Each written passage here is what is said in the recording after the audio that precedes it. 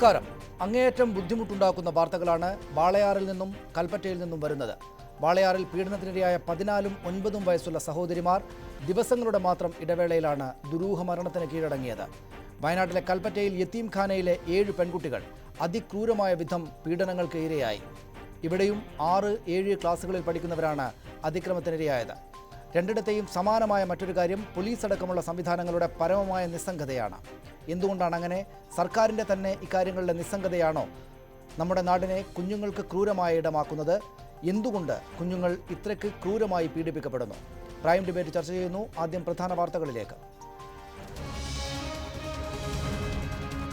വാളയാറിൽ പ്രായപൂർത്തിയാകാത്ത സഹോദരിമാർ ദിവസങ്ങളുടെ ഇടവേളയിൽ മരിച്ചത് ലൈംഗികമായി പീഡിപ്പിക്കപ്പെട്ട ശേഷം. 4ാം ക്ലാസ്സുകാരിയും പീഡിപ്പിക്കപ്പെട്ടെന്ന് പോസ്റ്റ്മോർട്ടം റിപ്പോർട്ട്. മൂത്ത കുട്ടിയെ ബന്ധു ഉപദ്രവിച്ചിരുന്നുവെന്ന് അമ്മ ന്യൂസ് 18നോട്. ബന്ധു കസ്റ്റഡിയിൽ.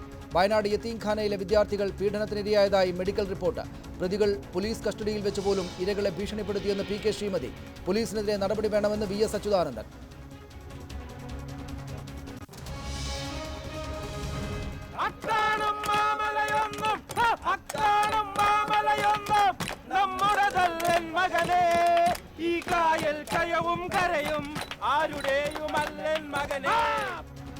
വിനായകന് മികച്ച നടനുള്ള സംസ്ഥാന അവാർഡ്. രജിഷ വിജയൻ നടി. മാൻഹോൾ മികച്ച ചിത്രം. വിധു വിൻസെന്റ് സംവിധായിക. മണികണ്ഠൻ സ്വഭാവ നടൻ. മഹേഷിന്റെ പ്രതികാരം, കമ്മട്ടിപ്പാടം, കാടുപൂക്കുന്ന നേരം എന്നീ സിനിമകൾക്കും വിവിധ പുരസ്കാരങ്ങൾ.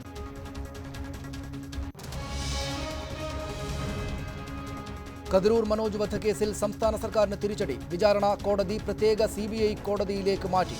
സുപ്രീം കോടതി തീരുമാനം സർക്കാരിന്റെയും പ്രതികളുടെയും എതിർപ്പ് മറികടന്ന്. സംസ്ഥാനത്ത് കൃത്രിമ മഴയ്ക്ക് സാധ്യത തേടുമെന്ന് മുഖ്യമന്ത്രി. വരൾച്ച തടയാൻ മനുഷ്യസാധ്യമായതെല്ലാം ചെയ്തു. KSRTC ബസ്സുകളിൽ വികലാംഗർ എന്ന പദപ്രയോഗം ഒഴിവാക്കുമെന്നും സർക്കാർ.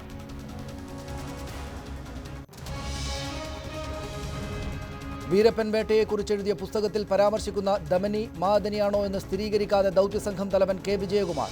പുസ്തകത്തിലെ പരാമർശങ്ങൾ സത്യസന്ധം.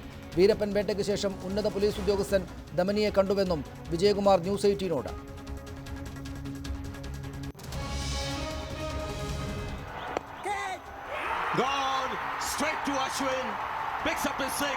പൂനെയിലെ തോൽവിക്ക് ബംഗളൂരുവിൽ തിരിച്ചടി. ഓസ്ട്രേലിയയെ തോൽപ്പിച്ച് കോഹ്ലി പട. വിജയം 75 റൺസിന്. അശ്വിന് 6 വിക്കറ്റ്.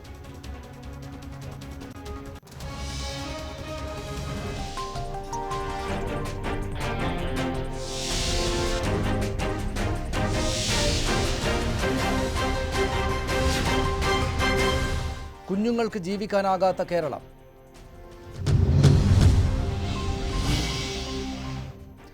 വാളയാറിൽ തൂങ്ങിമരിച്ച നിലയിൽ കണ്ടെത്തിയ 4ാം ക്ലാസ്സുകാരി ലൈംഗിക പീഡനത്തിനിരയായതായി പോസ്റ്റ്മോർട്ടം റിപ്പോർട്ട്.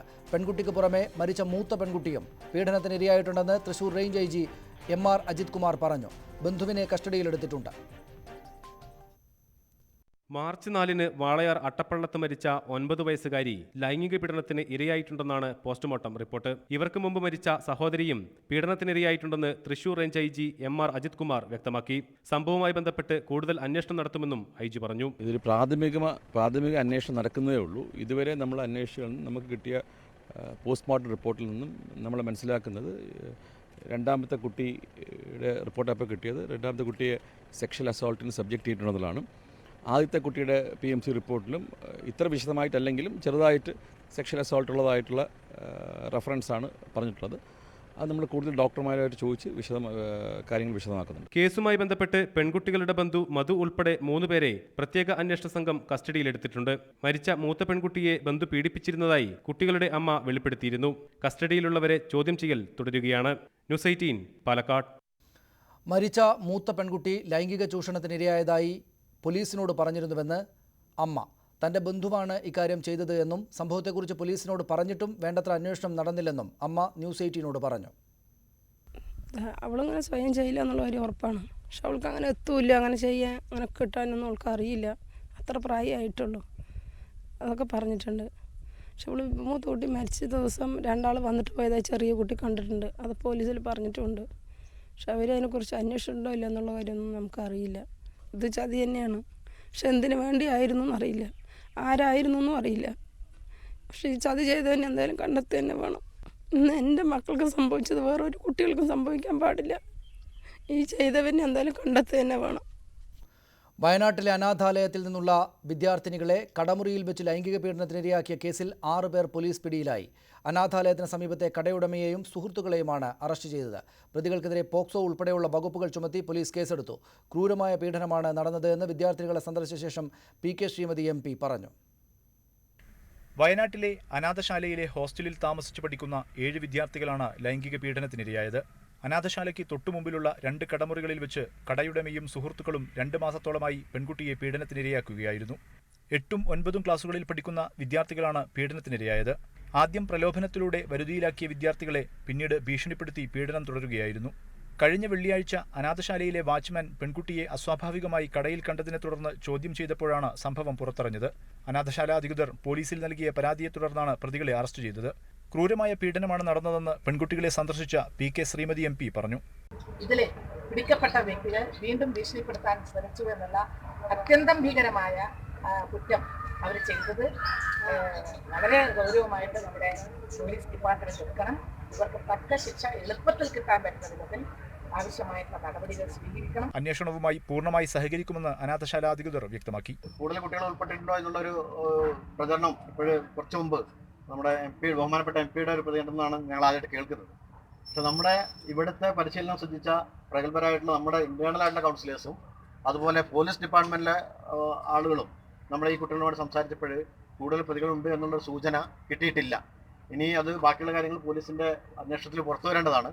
അങ്ങനെ ഉണ്ടെങ്കിൽ ഇനി ആരൊക്കെ ഏർപ്പെട്ടിട്ടുണ്ടെങ്കിലും വളരെ ശക്തമായ നിലപാടുമായിട്ട് തന്നെ മാനേജ്മെന്റ് മുന്നോട്ട് പോകും. വിദ്യാർത്ഥികളുടെ ചിത്രങ്ങൾ പ്രതികൾ മൊബൈലിൽ പകർത്തിയതായി സംശയമുണ്ടെന്നും പിന്നിൽ കൂടുതൽ പേർ പ്രവർത്തിച്ചിട്ടുണ്ടോ എന്ന് അന്വേഷിക്കേണ്ടതുണ്ടെന്നും കൽപ്പറ്റ DYSP മുഹമ്മദ് ഷാഫി പറഞ്ഞു. തിരിച്ചറിയൽ പരേഡ് പൂർത്തിയാകാത്തതിനാൽ പ്രതികളുടെ പേരുവിവരങ്ങൾ പുറത്തുവിടാൻ കഴിയില്ലെന്ന് പോലീസ് അറിയിച്ചു. വയനാട്ടിൽ നിന്നും രതീഷിനൊപ്പം മുഹമ്മദ് ഷഹീദ്, News 18. CPM നേതാവ്, ജനാധിപത്യ മഹിളാ അസോസിയേഷൻ നേതാവ് ശ്രീമതി P സതീദേവി കോഴിക്കോട് നിന്നും ഈ ചർച്ചയിൽ പങ്കെടുക്കും. KA തുളസി കോൺഗ്രസ് നേതാവും മുൻ വനിതാ കമ്മീഷന്റെ മുൻ അംഗവുമാണവർ. അവർ പാലക്കാട് നിന്നും ചർച്ചയിൽ ചേരുന്നു. ശ്രീമതി KK ഷാഹിന മാധ്യമപ്രവർത്തക, അവർ കൊച്ചിയിൽ നിന്നും ഈ ചർച്ചയിൽ പങ്കെടുക്കുന്നു. ആദ്യം ശ്രീമതി സതീദേവി, ദിവസങ്ങളോളം തുടരുന്ന പീഡനങ്ങൾ, ഒരിടത്ത് 2 പേർ മരിക്കുന്നു, ദുരൂഹമാണ് മരണം. മറ്റൊരിടത്ത് ഏതാണ്ടൊരു മാസത്തോളം പീഡിപ്പിച്ചിട്ടുണ്ട് 7 കുട്ടികളെ, അതും 6ലും 7ലുമൊക്കെ പഠിക്കുന്ന കുട്ടികളെ യത്തീംഖാനയിൽ നിന്ന്, യത്തീംഖാനയ്ക്ക് പുറത്തെത്തിച്ചിട്ട്. ഈ സർക്കാരിൻ്റെ പോലീസിൻ്റെ അതിഭീകരമായ വീഴ്ചയുണ്ട് എന്ന് പറയേണ്ടുന്ന സാഹചര്യം രണ്ടിടത്തെയും കാര്യങ്ങളിലില്ലേ?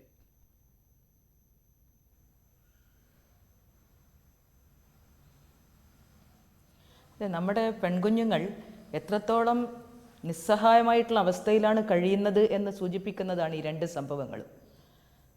വളരെ ദരിദ്രമായ ചുറ്റുപാടിൽ ജീവിക്കുന്ന ഒരു പാവപ്പെട്ട കുടുംബത്തിലെ 2 കുട്ടികളാണ് 2 മാസത്തിനിടയിൽ ദുരൂഹമായിട്ടുള്ള സാഹചര്യത്തിൽ മരണപ്പെട്ടിരിക്കുന്നത്. ജനുവരി മാസത്തിൽ മൂത്ത കുട്ടി ദുരൂഹമായിട്ടുള്ള സാഹചര്യത്തിൽ മരിച്ചതുമായി ബന്ധപ്പെട്ട് കൃത്യമായിട്ടുള്ള അന്വേഷണം നടത്തിയിരുന്നെങ്കിൽ, ഇപ്പോൾ ആ പെൺകുട്ടിയുടെ അമ്മ പറഞ്ഞിരിക്കുന്നത് ആ സമയത്ത് തന്നെ ആ പെൺകുട്ടി ലൈംഗിക പീഡനത്തിന് ഇരയായിട്ടുള്ള സാഹചര്യമുണ്ട് എന്ന് ചൂണ്ടിക്കാണിച്ചിരുന്നു എന്നാണ്.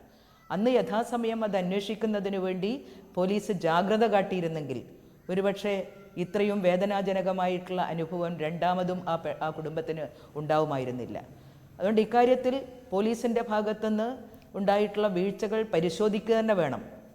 കൃത്യനിഷ്ഠ കാട്ടാത്ത, കൃത്യമായി അന്വേഷണം നടത്താത്ത, ആത്മഹത്യ ആണ് എന്ന് പറയുന്നുണ്ടെങ്കിലും ആ പോസ്റ്റ്മോർട്ടം റിപ്പോർട്ടിൽ തീർച്ചയായിട്ടും ആ പെൺകുട്ടി ലൈംഗിക പീഡനത്തിന് ഇരയായിട്ടുണ്ട് എന്നുള്ളതാണെങ്കിൽ പ്രായപൂർത്തിയായിട്ടില്ലാത്ത ആ പെൺകുട്ടി എങ്ങനെ ലൈംഗിക പീഡനത്തിന് ഇരയായി എന്നും എങ്ങനെ മരിക്കാനിടയായി എന്നതിനെ സംബന്ധിച്ചും വസ്തുനിഷ്ഠമായിട്ടുള്ള അന്വേഷണം ആവശ്യമായിരുന്നു. അതുണ്ടായിട്ടില്ല. ശ്രീമതി സതീദേവി, എന്തുകൊണ്ടാണ് ഇതുണ്ടാകാത്തത്? ശ്രീമതി സതീദേവി, എന്തുകൊണ്ടാണ് ഇതുണ്ടാകാത്തത്? വാളയാറിലെ സംഭവത്തിലാണെങ്കിൽ അമ്മ തൻ്റെ കുട്ടി പീഡിപ്പിക്കപ്പെട്ടിരുന്നു എന്ന് പോലീസിനോട് പറഞ്ഞിരുന്നു. പോലീസ് അക്കാര്യത്തിൽ തുടരന്വേഷണം നടത്തിയിട്ടില്ല. 52 ദിവസത്തെ വ്യത്യാസത്തിലാണ് രണ്ടാമത്തെ കുട്ടി 4 വയസ്സുകാരി പീഡിപ്പിക്കപ്പെട്ട് ഇതുപോലെ ദുരൂഹമായ മരണത്തിന് വിധേയമാകുന്നത്, മരണത്തിന് കീഴടങ്ങുന്നത്. എന്തുകൊണ്ടാണിത്? അതായത് ഈ സർക്കാർ വരാൻ കാരണമായ ഏറ്റവും പ്രധാനപ്പെട്ട സംഭവങ്ങളിലൊന്നായ ജിഷ കേസ്, വധക്കേസ്, അതിനുശേഷം പറഞ്ഞത് പാവപ്പെട്ട ആളുകൾ, വീട് അടച്ചുറപ്പില്ലാത്ത വീടുള്ള വീടുകളിലെ പെൺകുട്ടികൾക്ക് സുരക്ഷ നൽകും ഞങ്ങളുടെ സർക്കാർ, പോലീസ് സ്ത്രീകൾക്കെതിരായിട്ടുള്ള പീഡനങ്ങൾക്കെതിരെ കർക്കശമായ നടപടിയെടുക്കുമെന്നൊക്കെ പറഞ്ഞുകൊണ്ടല്ലേ ഈ സർക്കാർ വന്നത്.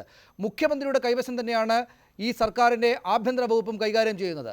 എന്നിട്ടിപ്പോൾ നാട് മുഴുവൻ പെൺകുട്ടികൾ ഇങ്ങനെ പീഡിപ്പിക്കപ്പെടുകയാണ്, അങ്ങേയറ്റം ചെറിയ കുട്ടികൾ പീഡിപ്പിക്കപ്പെടുകയാണ്. എന്തുകൊണ്ടാണ് ഇക്കാര്യത്തിൽ ഇത്രമാത്രം വലിയ നിസ്സംഗത? ഈ പോലീസിന് ഞങ്ങളുടെ സർക്കാർ വന്നിട്ടുണ്ട്, കാര്യങ്ങൾ മാറിയിട്ടുണ്ട്, കൃത്യമായ നടപടികളെടുക്കണം എന്ന് പറഞ്ഞു കൊടുക്കാൻ എന്തുകൊണ്ടാണ് വീഴ്ച? ഇത് അവിടുത്തെയും ഇവിടുത്തെയും പോലീസുകാരെ മാത്രം കുറ്റപ്പെടുത്തിയാൽ തീരുന്ന കേസാണോ ഇത്?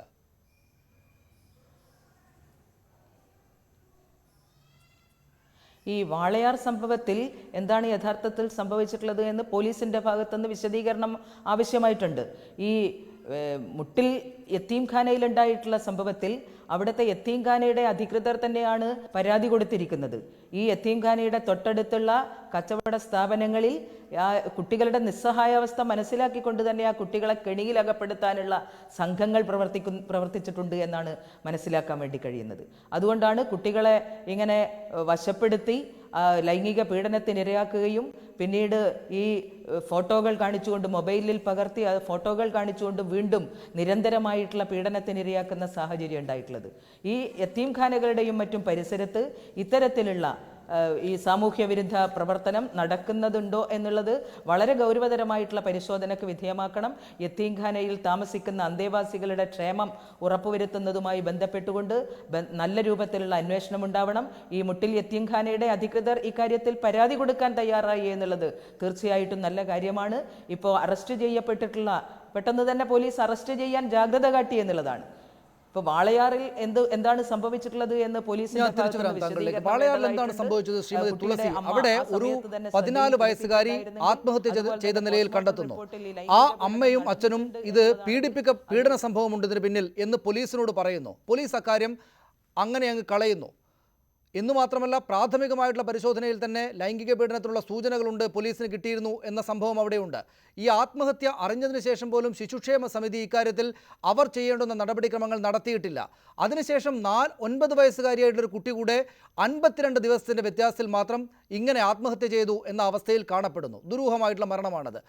എന്ന് വെച്ചാൽ എന്ത് തരം വീടാണത്? 52 ദിവസത്തിനകത്ത് മൂത്ത കുട്ടി മരിച്ചതിന് ശേഷം പോലും ജോലിക്ക് പോകേണ്ടി വരുന്ന അങ്ങേയറ്റം സാധാരണക്കാരായിട്ടുള്ള പാവപ്പെട്ടവരായിട്ടുള്ളൊരു കുടുംബം, അമ്മയും അച്ഛനും, അവർക്ക് ആ കുട്ടിയെ ഈ നിലക്ക് പോലും വീട്ടിനകത്താക്കി പോകേണ്ടി വരുന്ന ദരിദ്രമായ സാഹചര്യമുള്ളൊരു വീട്ടിൽ ഇത്തരത്തിലുള്ള സംഭവങ്ങൾ നടന്നാൽ സർക്കാർ സംവിധാനങ്ങൾ, പോലീസ് ഇത്രയ്ക്ക് നിസ്സംഗമായിട്ടാണ് ഈ കാര്യങ്ങളെ കാണുക എന്നാണോ മനസ്സിലാക്കേണ്ടത്? എന്താണ് അവിടെ ഉണ്ടായത്?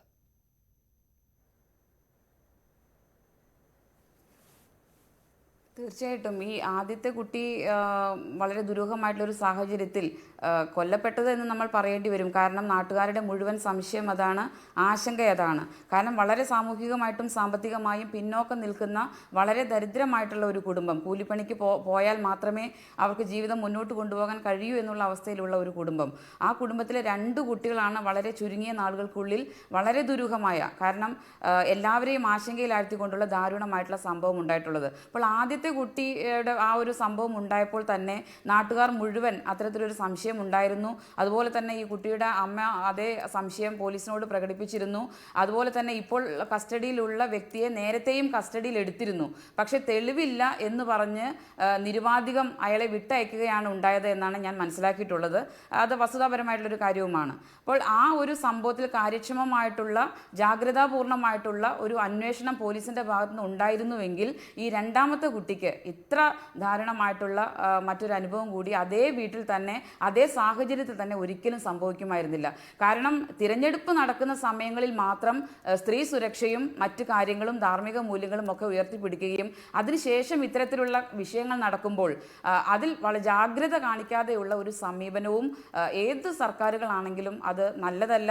കാരണം പിഞ്ചു കുഞ്ഞുങ്ങൾ വരെ പീഡിപ്പിക്കപ്പെടുന്ന ഒരു സാഹചര്യം ഈ ചുരുങ്ങിയ കാലയളവിൽ തന്നെ കുറ്റകൃത്യങ്ങളുടെ തോത് വളരെ കാര്യമായി ഗണ്യമായ തോതിൽ വർദ്ധിച്ചു എന്നാണ് പല റിപ്പോർട്ടുകളും വന്നുകൊണ്ടിരിക്കുന്നത്. സ്വാഭാവികമായിട്ടും ഈ ഒരു കാര്യത്തിൽ അടിയന്തരമായിട്ട് സർക്കാരിൻ്റെ ശ്രദ്ധ പതിയണം, ജാഗ്രത ഉണ്ടാവണം. ഈ കാര്യത്തിൽ 2 വിഷയങ്ങളും, നേരത്തെ മരിച്ച ആ കുട്ടിയുടെ സംഭവത്തിലും ഇപ്പോൾ സംഭവിച്ചിട്ടുള്ള ഈ ദാരുണ സംഭവത്തിലും വളരെ കൃത്യവും കാര്യക്ഷമവുമായിട്ടുള്ള ഒരു അന്വേഷണം നടക്കണം. IG റാങ്കിൽ കുറയാത്ത ഉന്നത ഉദ്യോഗസ്ഥൻ തന്നെ അതിന് നേതൃത്വം കൊടുക്കുന്ന സാഹചര്യം ഉണ്ടാകണം. പിന്നെ മറ്റൊരു പ്രശ്നം, അവിടെ ഒരു സർക്കിൾ ഇൻസ്പെക്ടർ പോലും ഉണ്ടാകാതിരുന്ന ഒരു സാഹചര്യമുണ്ട്. കാരണം പലപ്പോഴും ഈ ലോ ആൻഡ് ഓർഡർ സിറ്റുവേഷൻ കൈകാര്യം ചെയ്യേണ്ട കൃത്യമായിട്ടുള്ള ഓഫീസർമാർ ഉണ്ടാകാത്ത സാഹചര്യങ്ങൾ അല്ലെങ്കിൽ അവരുടെ അഭാവം പലതരത്തിലുള്ള പ്രശ്നങ്ങൾ സൃഷ്ടിക്കുന്നുണ്ട് എന്നുള്ളതൊരു വസ്തുതയാണ്. കാരണം ഈ ഒരു പ്രദേശത്തിനടുത്ത് തന്നെയാണ് ഒരു വീട്ടമ്മ വളരെ ദാരുണമായിട്ടുള്ള ഒരു സാഹചര്യം ഉണ്ടായത്. കാരണം അവർ കൊല ചെയ്യപ്പെടുന്ന ഒരു സാഹചര്യം ഉണ്ടായത്. അതിൽ കൃത്യമായിട്ടുള്ള പ്രതികളെ പിടിക്കാൻ പോലും ഇപ്പോഴും പോലീസിന് കഴിയാത്തൊരു സാഹചര്യം പാലക്കാട് ജില്ലയിൽ നിലനിൽക്കുകയാണ്. രണ്ട് കാര്യങ്ങളാണ് സമാനമായിട്ടുള്ളത്. ഒന്ന്, ഈ കുട്ടികളുടെ പ്രായം. അവർ ഏതാണ്ട് ഈ 9 വയസ്സിനും 14 വയസ്സിനും ഇടയിലുള്ള കുട്ടികളാണ്. വയനാട്ടിലാണെങ്കിലും കൽപ്പറ്റയിലാണെങ്കിലും വാളയാറിലാണെങ്കിലും ഈ അതിക്രമങ്ങൾക്കിരയായിട്ടുള്ളത്. 2 പേർ മരിച്ചു, കൊല്ലപ്പെട്ടതാണ് എന്ന് സംശയിക്കുന്നു ആളുകൾ.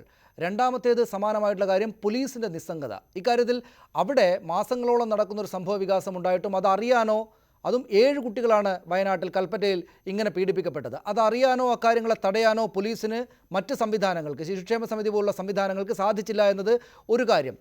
വാളയാറിലാണെങ്കിലും ഒരു മരണം നടന്നിട്ട്, ദുരൂഹമാണ് ആ മരണമെന്ന ആ അമ്മ തന്നെ ചെന്ന് പോലീസിനോട് പറഞ്ഞിട്ട് അക്കാര്യത്തിൽ തുടർ അന്വേഷണം നടത്താതിരിക്കുക. അതേ തുടർന്ന് 52 ദിവസത്തെ മാത്രം വ്യത്യാസത്തിൽ രണ്ടാമത്തെ കുട്ടി അങ്ങേയറ്റം ദുരൂഹമായ തോതിൽ മരിക്കുക. 2 പേരും ക്രൂരമായി പീഡിപ്പിക്കപ്പെട്ടിരിക്കുന്നു എന്ന് പോലീസ് പിന്നീട് തിരിച്ചറിയുക. എന്താണ് നടക്കുന്നത്? ആരുടെ വീഴ്ചയാണിത്?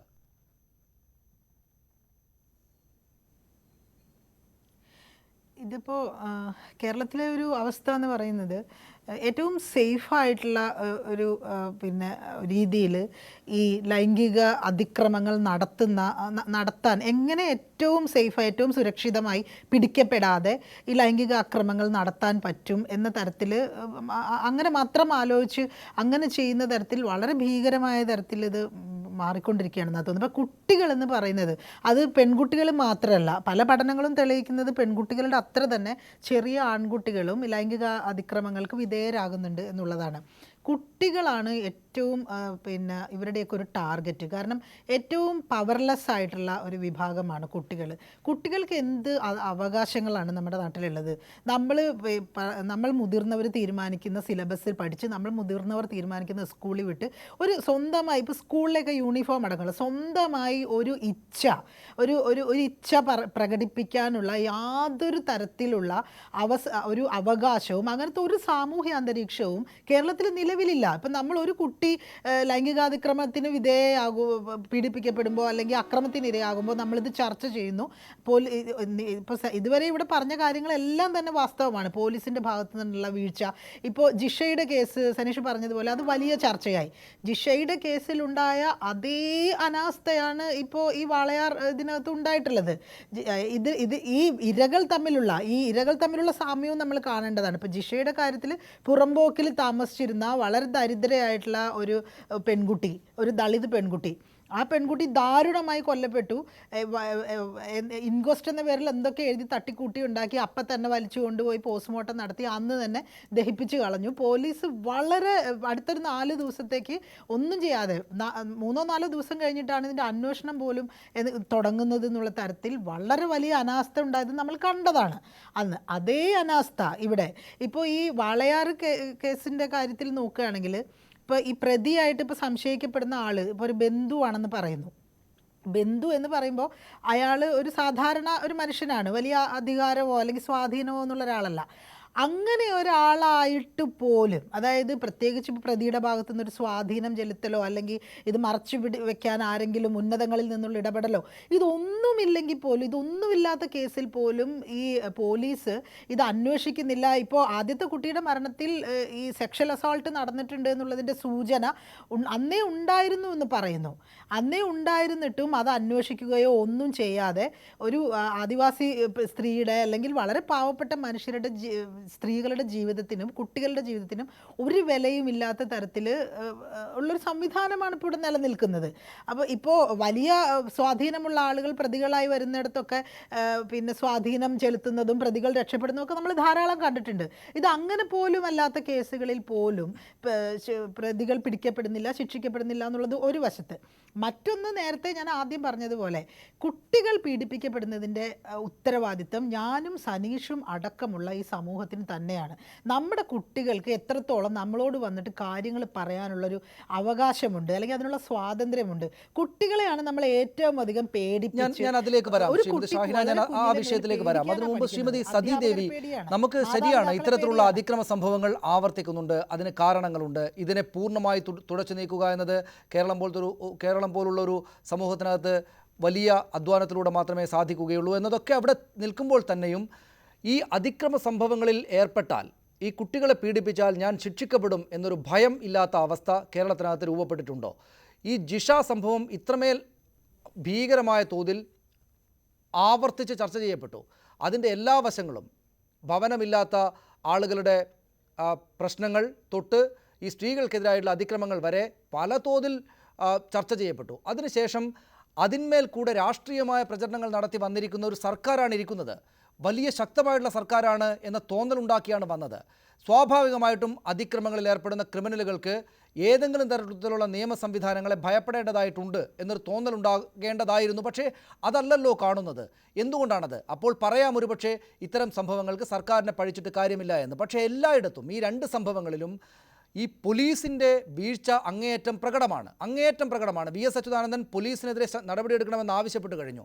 ഒപ്പം ഈ ശിശുക്ഷേമ സമിതി പോലുള്ള സംവിധാനങ്ങളുടെ വീഴ്ച, നേരത്തെ ഈ ഫാദർ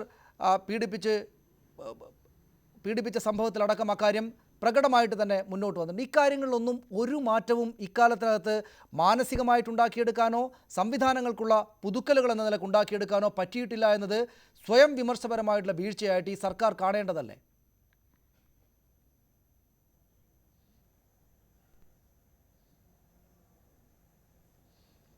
ഹലോ, താങ്കളോടാണ് ശ്രീ സതീദേവി.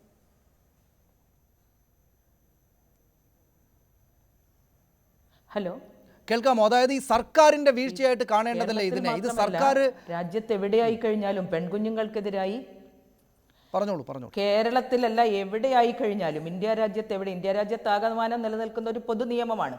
പെൺകുഞ്ഞുങ്ങളെയായാലും സ്ത്രീകൾക്കെതിരായിട്ടായാലും വാക്കുകൊണ്ടോ നോട്ടം കൊണ്ടോ പ്രവൃത്തി കൊണ്ടോ ആംഗ്യം കൊണ്ടോ പോലുമോ സ്ത്രീയുടെ അന്തസ്സിന് പോറലേൽപ്പിക്കുന്ന വിധത്തിലുള്ള കുറ്റം ചെയ്യാൻ പാടില്ല എന്നുള്ള ശക്തമായിട്ടുള്ള നിയമം നിലനിൽക്കുന്ന സമയത്തും ആ നിയമത്തിൻ്റെ പഴുതുകളിലൂടെ പ്രതികൾ രക്ഷപ്പെട്ടു പോകുന്ന സംവിധാനം ഉണ്ടാവുകയാണ്.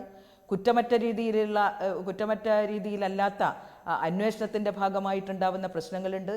ഈ പെൺകുട്ടികൾക്ക് നേരെ ഇത്തരത്തിലുള്ള അതിക്രമങ്ങൾ കാട്ടുന്നത് ആരായിക്കഴിഞ്ഞാലും നീതിയുക്തമായിട്ടുള്ള രൂപത്തിലുള്ള അന്വേഷണ സംവിധാനം ഉറപ്പുവരുത്തേണ്ടതായിട്ടുണ്ട്. പോലീസിൻ്റെ ഭാഗത്ത് നിന്ന് ഏതെങ്കിലും തരത്തിലുള്ള ജാഗ്രത കുറവുണ്ടായിട്ടുണ്ടെങ്കിൽ ബന്ധപ്പെട്ട പോലീസ് ഉദ്യോഗസ്ഥനെതിരായിട്ട് നടപടിയെടുക്കണം എന്നുള്ള കാര്യത്തിൽ യാതൊരു സംശയമില്ല. കേരളത്തിലെ പോലീസ് സംവിധാനം ഏറ്റവും മുന്തിയ പരിഗണന സ്ത്രീ സുരക്ഷയ്ക്ക് നൽകുന്നതിനാവശ്യമായിട്ടുള്ള രൂപത്തിൽ സംവിധാനം ചെയ്യപ്പെട്ടിട്ടുണ്ട്. പോലീസിന്റെ ഒരു മനോഭാവത്തിന്റെ പ്രശ്നം അവിടെ ഉണ്ടോ? ഞാൻ ചോദിക്കുന്നത് പോലീസിന്റെ ഒരു മനോഭാവ പ്രശ്നം അവിടെ ഉണ്ടോ? അതായത് ഇത്തരം സംഗതികളെ ഇങ്ങനെയൊക്കെ നിസ്സംഗമായി കണ്ട് കളയാം എന്നൊരു തോന്നൽ കേരളത്തിലെ പോലീസിനുണ്ടോ എന്നൊരു പ്രശ്നം അവിടെ ഇല്ലേ ശ്രീമതി സതീദേവി? അതായത് ഈ പറയുന്ന പ്രശ്നം അമ്മ പോലീസിനോട് വന്ന് പറയുന്നു, ഇങ്ങനെ ഒരു ദുരൂഹമായിട്ടുള്ള മരണം നടന്നതിന് ശേഷം പോലീസിനോട് അമ്മ ഇക്കാര്യം പറയുന്നു, പീഡിപ്പിക്കപ്പെട്ടിട്ടുണ്ട് എന്ന്. ഞാൻ പീഡിപ്പിക്കപ്പെട്ടിട്ടുണ്ട്. ഈ ബന്ധുവിനെ കസ്റ്റഡിയിലെടുത്ത് ചോദ്യം ചെയ്യുകയും ചെയ്യുന്നുണ്ട് പോലീസ്. അപ്പോൾ ഇത് ഇങ്ങനെയൊക്കെ അങ്ങ് നടക്കുമെന്നൊരു നിസ്സംഗതാ മനോഭാവം സംസ്ഥാനത്തെ പോലീസിനുണ്ടോ? ആ നിസ്സംഗതാ മനോഭാവത്തെ മാറ്റി തീർക്കണം എന്ന് പോലീസിനെ നയിക്കുന്ന ആളുകൾക്ക് തോന്നാത്തത് എന്താണ്? നിങ്ങളെപ്പോലുള്ള ഈ മേഖലയിൽ പ്രവർത്തിക്കുന്ന ആളുകൾക്ക് പോലീസിന്റെ ഈ നിസ്സംഗതാ മനോഭാവം മാറ്റി തീർക്കേണ്ടതുണ്ട് എന്ന് മനസ്സിലാക്കാൻ പറ്റാത്തത് എങ്ങനെയാണ്? മാറ്റിയെടുക്കുന്നതിന് വേണ്ടിയിട്ടുള്ള നടപടികളാണ് ഇപ്പൊ കേരളത്തിൽ ഉണ്ടായിക്കൊണ്ടിരിക്കുന്നത്. ജിഷ വധക്കേസ് UDF അധികാരത്തിലുണ്ടായിരുന്ന സമയത്ത് 2 മാസക്കാലം കൊണ്ടും പ്രതികളെ പിടിച്ചിട്ടില്ലെങ്കിൽ ഈ ഗവൺമെൻറ് അധികാരത്തിൽ വന്നതിന് ശേഷം കാര്യക്ഷമമായ അന്വേഷണം നടത്തുന്നതിന് വേണ്ടിയിട്ടുള്ള സംവിധാനം കൊണ്ടുവന്നതിൻ്റെ ഭാഗമായിട്ടാണ് പ്രതിയെ പിടിക്കുന്നതിന് വേണ്ടി കഴിഞ്ഞിട്ടുള്ളത്. ഏറ്റവും മികവുറ്റ സാങ്കേതിക വിദ്യ അടക്കം ഉപയോഗപ്പെടുത്തിക്കൊണ്ട് പ്രതികളെ പിടിക്കുന്നതിന് വേണ്ടി ഒരു വനിതാ പോലീസ് ഉദ്യോഗസ്ഥയുടെ നേതൃത്വത്തിലുള്ള നല്ല ഒരു പോലീസ് സംവിധാനം അതിൻ്റെ ഭാഗമായിട്ടുണ്ടായി എന്നാണ്. എന്നാൽ എല്ലാ പോലീസ് ഉദ്യോഗസ്ഥന്മാരും അത്തരത്തിൽ കാര്യക്ഷമമായിട്ട് പ്രവർത്തിക്കുന്നു എന്ന് പറയാൻ വേണ്ടി കഴിയില്ല. വീഴ്ച ഉണ്ടാവുന്നുണ്ടെങ്കിൽ ആ വീഴ്ച കാട്ടിയിട്ടുള്ള പോലീസ് ഉദ്യോഗസ്ഥനെ എതിരായിട്ട് നടപടിയെടുക്കാനുള്ള ആർജവം ഈ ഗവൺമെന്റ് കാണിക്കുമെന്നാണ്. എത്ര കാലം വേണ്ടി വരും ശ്രീമതി സതീദേവി ഈ കാര്യങ്ങളൊക്കെ ആയി വരാൻ? എത്ര കുട്ടികൾ ഇങ്ങനെ പീഡിപ്പിക്കപ്പെട്ട് കൊല്ലപ്പെടേണ്ടി വരും സർക്കാരിന് ഇക്കാര്യത്തിൽ നടപടിയെടുക്കാൻ?